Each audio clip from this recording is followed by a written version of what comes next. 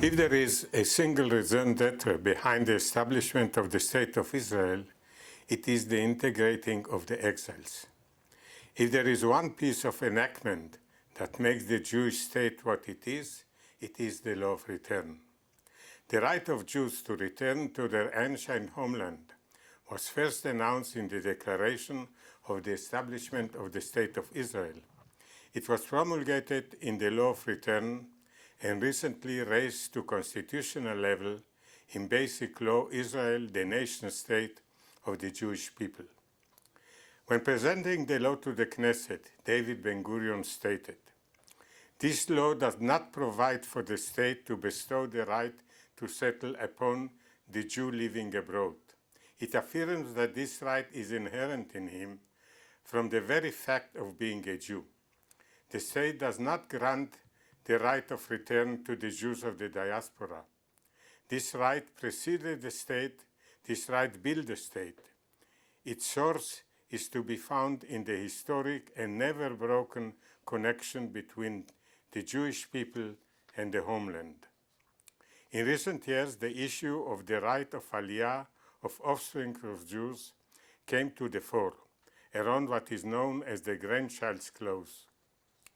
This debate overshadows a fundamental controversy. Who is the Jew that is entitled to immigrate to Israel? For 2 decades, this was a moot question. However, in 1970, the Knesset intervened and declared that for the purposes of this law, Jew means a person who was born to a Jewish mother or has become converted to Judaism and who is not a member of another religion. This amendment was enacted in order to overcome the Supreme Court decision in the Shalit case. In that case, the court ordered the registration of children of a Jewish IDF officer as Jews. It should be noted that by being children of an Israeli citizen, and more so, being born in Israel, the decision did not touch upon the issues of Aliyah and citizenship, but merely on registration with the population registrar. This provision was complemented by a further provision. The rights of a Jew under this law and the rights of an Ole under the nationality law, as well as the rights of an Ole under any other enactment, are also vested in a child and grandchild of a Jew, the spouse of a Jew, the spouse of a child of a Jew, and the spouse of a grandchild of a Jew, except for a person who has been a Jew and has voluntarily changed his religion. Ironically, for the first time, Aliyah rights have been expressly granted to non-Jews. This is rather an oversimplistic approach. Practically, it extended the meaning of Jews beyond the halachic definition. This conclusion can be inferred from the fact that the Knesset rejected attempts to limit the scope of people who have been converted to halachic conversion. It may well be stated that for the purpose of the right of return, the definition of who is a Jew is sociological rather than halachic. Indeed, if we stick to the halachic framework, we would have given up on a big part of people who regard themselves Jewish and are seen as such by their communities. This inference flows, moreover, directly from the fact that the Knesset expressly provided that it shall be immaterial whether or not a Jew, by whose right the right of Aliyah is claimed, is still alive, and whether or not he has immigrated to Israel. It should be noted that while the Haredi parties were most concerned with the issue of conversion, they were less preoccupied with the grandchild clause. This clause came under attack following the mass immigration from the Soviet Union in the 70s and 80s that enriched the Israeli population tremendously, and more so following the Aliyah from both Russia and Ukraine in wake of the Russia-Ukraine war.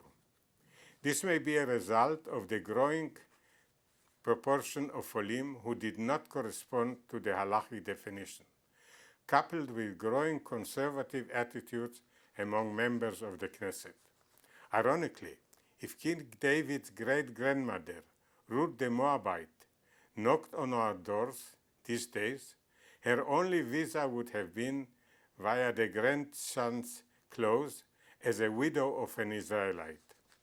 In this regard, it is worth turning to the justification extended to the grandson clause by Shlomo ben Meir from the National Religious Party, who as chair of the Constitution, Law and Justice Committee submitted the 1970 amendment. He justified the extension of the right of Aliyah to descendants of Jews, relating it to their closeness to our nation. Hope has moreover been expressed that by immigrating to Israel, they will assimilate into the Jewish people. Unfortunately, this hope did not pass the walls of the rabbinate. Moshe Chaim Shapira, head of the NRP party, bitterly complained. The chief rabbinate does not understand that we are not living in some village in Europe. We have our own country now, and we are faced with many problems. The rabbinate is subject to influence that are tying up its hands.